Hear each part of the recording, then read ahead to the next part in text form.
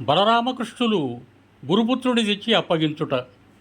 శ్రీకృష్ణుడు శంఖం పూరించగా ఆ శంఖారావాన్ని విని రాక్షసుడు పంచజనుడు కంపించిపోయాడు. శ్రీకృష్ణుడు సాగర గర్భంలో ప్రవేశించి పంచజనుడిని చంపి పొట్ట చీల్చి చూడగా గురుపుత్రుడు అక్కడ లేడు, కానీ ఒక శంఖం ఉన్నది. అదే పాంచజన్య శంఖం. పైకి వచ్చి బలభద్రుడితో కూడి యముని పట్టణమైన సంయముని వెళ్ళాడు. అక్కడ శంఖాన్ని పూరించగా యముడు బయటికి వచ్చి బలరామకృష్ణుడు చూచాడు.